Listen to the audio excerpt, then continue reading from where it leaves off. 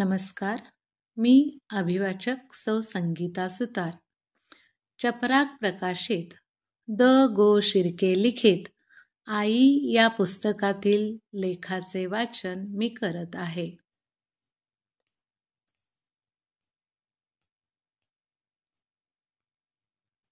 काळी आई. जमीन ही देखील आपली काळी आई आहे. जन्म देणारी, भरणपोषण करणारी काळी आई. निसर्गकन्या बहिणाबाई या निरक्षर पण तितक्याच प्रतिभावंत. निसर्गाकडे माणूस म्हणून पाहण्याची त्यांची दृष्टी अतिशय विशाल आणि वात्सल्यमय आहे. याची प्रचिती त्यांची कविता देते. धरत्रीले दंडवत या कवितेत काळ्या शेतातून, हिरवळीतून पिवळं सोनं कसं उगवतं आणि साऱ्या दुनियेचं पोट कसं भरतं याचं वर्णन येतं. वाडवडिलांचे वतन असलेली माझ्या माहेरची जमीन कायम समृद्ध ठेव अशी प्रार्थना तिनं देवाला केली आहे.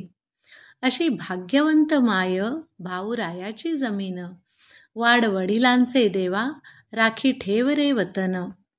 धरित्रीने म्हणजे भाग्यवंत मायने माणसाचे केलेले पोषण याबद्दल बहिणाबाईंच्या मनात कृतज्ञता आहे. आनंद यादव यांच्या गर्भधरणीचा या कवितेतील शेतकरी पावसाची लक्षणे नसल्याने व्याकुळ झाला आहे. भारतीय शेती ही मोसमी पावसावर अवलंबून आहे. त्याची कृपा झाली तर शेतात सुगी येते. अवकृपा झाली तर दुष्काळाला तोंड द्यावे लागते. आणि आले देवाजीच्या मना तेथे कोणाचेच आले ना असे मनाचे सांत्वन करावे लागते. त्यामुळे शेतकऱ्याचे डोळे कायमच आभाळाकडे लागलेले असतात. कवितेतील हा शेतकरी पाऊस पडला नाही तर पीक येणार नाही, धरणीच्या गर्भातच अंकुर करपून जातील या चिंतेने हा भूमिपुत्र भगवंताचा धावा करतो. जीव गुदमरतो ह्या शेतकऱ्याचा त्या पायी, सुखा समाधानानं गा कर मोकळी काळी आई. शेतातील माती ही आई आणि पीक हे तिचे लेकरू असे त्याला वाटते. 4 महिने तरी या लेकराच्या ओठात दूध पडू देत. त्याच्या आईला सुखा समाधानाने जगू देत. तू कृपा केलीस तर बाळाबरोबर आम्हालाही 4 घास अन्न मिळेल. त्यासाठी तरी तू 2 टिपे ढाळ पाऊस पडू देत अशी त्याची प्रार्थना आहे. विठ्ठल वाघ यांची वावर ही कविता वाचताना संत सावतामाळी यांचीच आठवण होते. ते ज्याप्रमाणे कांदा मुळा भाजी अवघी विठाई माझी यासारख्या अभंगातून आपल्या भावना व्यक्त करतात, तशाच प्रकारच्या भावना या कवितेतील शेतकरी व्यक्त करतो. अशी काळी माती माही साता जन्माची माय, तुका तसा पांडुरंग रंगवून घे कपाय. या शेतकऱ्याला काळ्या मातीत देहूच्या तुकारामांचा टिळा आढळतो. मोटेच्या पाण्याने केलेले स्नान चंद्रभागेतील स्नानाप्रमाणे पवित्र वाटते. काळ्या मातीतील कोंब पाहून सावत्याचे अभंग आठवतात. सूर्यफुलात संत जनाबाईच्या कपाळावरचा अष्टगंध बुक्का दिसतो. चिंचेच्या झाडात तुकोबांच्या चिपळ्यांचा आवाज येतो, तर डुलणाऱ्या कंचामध्ये डेबुजीच्या म्हणजे गाडगे महाराजांच्या कीर्तनात डुलणारी माणसे दिसतात. काळी आई हीच त्यांना आपली साता जन्माची माय वाटते. इंद्रजित भालेराव यांच्या माती झाली माय या कवितेत कवीने काळ्या आईचे महात्म्य वर्णन केले आहे. शेतकरी मातीचे ऋण कधी विसरत नाही. मातीसाठीच जगतो आणि मातीसाठीच मरतो. काळ्या मातीच्या कुशीत रंग हिरवा पिकतो.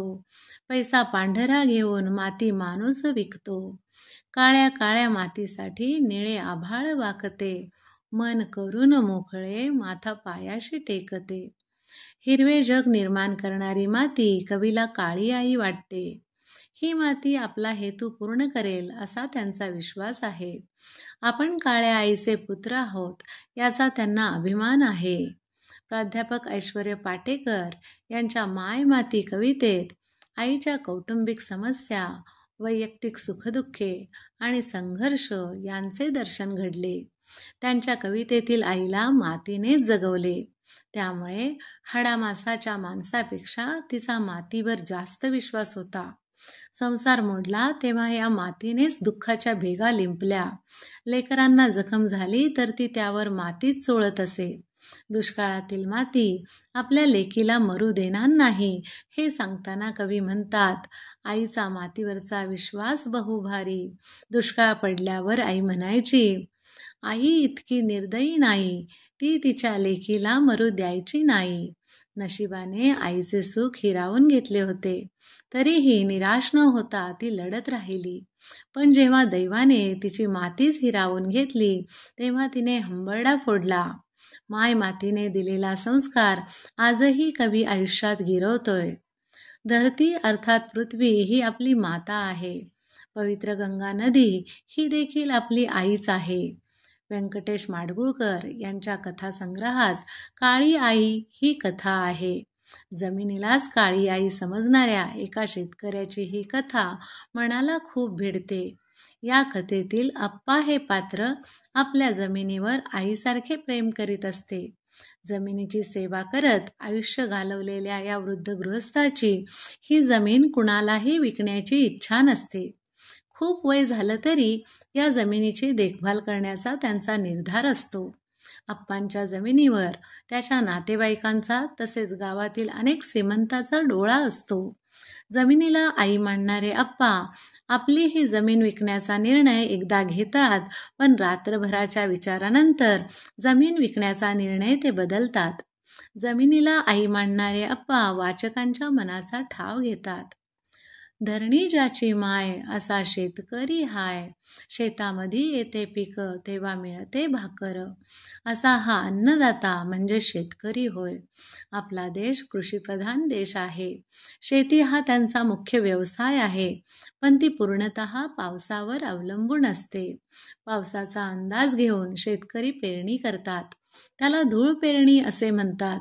तुमच्या मराठीच्या पाठ्यपुस्तकात धूळ पेरणी नावाची कविता आहे. या कवितेतून कवीने शेतकऱ्याची व्यथा मांडली आहे. या पृथ्वीची, या मातीची, या जमिनीची आपण खरंच का काळजी घेतो? पृथ्वी तलावरील आपण अल्पकाळचे रहिवासी, निवासी, प्रवासी. कमवून आपण किती कमवू शकतो? आपल्याला शरीराची तर मर्यादा आहेच. आदिम काळात मानवाची जमिनीवर मालकी होती. काय? त्या काळी लोकांची अशी समज आणि श्रद्धा होती की पृथ्वी आपली नाही, आपण पृथ्वीचे आहोत. जमीन मोजणे, विभागणे, विकणे, विकत घेणे हे प्रकार तरी कोठे होते? आणि आजची आपली स्थिती काय आहे? जमिनीच्या छोट्या छोट्या तुकड्यावरून माणसाचे तुकडे तुकडे करण्यासही माणूस कमी करीत नाही आणि पोटचे गोळे आपल्या आईवडिलांना कोर्टात उभं करायला मागे पुढे पाहत नाहीत. भाऊ बहिणी, नातेवाईक जमीन विकून आलेल्या काहीशा रुपयांसाठी एकमेकांचे दावेदार झालेले आहेत. एकतर घरात एखादाच मुलगा व मुलगी जन्मास आल्याने नातेसंबंध कमी झालेत आणि उरले सुरले नातेसंबंध जमिनीच्या वादामुळे तिखट, तुरट आणि खारट झालेले. जमीन खारी व गोडी, पण गोडवा कमी आणि खारटपणा जास्त अशी स्थिती झाली आहे. माझ्या मातीच्या रंगाचा तुला काय ठावा लळा, हिच्या रंगाला भुलून विटेवरला झाला काळा. कवी नारायण सुमंत यांनी या कवितेत मातीच्या काळ्या रंगाचे महत्त्व सांगितले आहे. आपल्या मातीच्या रंगाचे दैवतांच्या रंगांशी खूपच साम्य आहे. राजस्थानात माती पांढरी तर तेथील देव संगमरवरी आहेत. कोकणातील माती लाल तर तेथील देवतांचे रंग लाल आहेत. दख्खनचे पठार काळे तर तेथील दैवते काळी आहेत. काळ्या मातीच्या ढेकळांना नावं ठेवणाऱ्यांना त्यांनी तुझा डोळा की रे काळा असा सवाल केला आहे. मातीची महती वर्णन करताना डॉक्टर धनंजय खानोरकर म्हणतात, शेत हीच माझी शाळा, तोच फळा अन खडू, पीक मोतियाचे घेतो पण डोळा येते रडू. आम्ही मास्तर मातीचे अन निधड्या छातीचे, कधी लागतील घरी दिवे प्रकाशवातीचे. म्हणूनच आपण भक्तिभावाने मातीला वंदन करतो. मातीला वंदन, येथल्या मातीला वंदन, मातीला वंदन, आपल्या मातीला वंदन. मातीची ही शक्ती न्यारी, सहनशीलता आहे भारी, श्रेष्ठ तुझे स्पंदन, येथल्या मातीला वंदन. काळी आईची थोरवी वर्णन करताना कवी म्हणतात, आभाळाची आम्ही लेकरे, काळी माती आई, जात वेगळी नाही आम्हा, धर्म वेगळा नाही. आभाळाची आम्ही लेकरे, काळी माती आई, जात वेगळी नाही आम्हा, धर्म वेगळा नाही.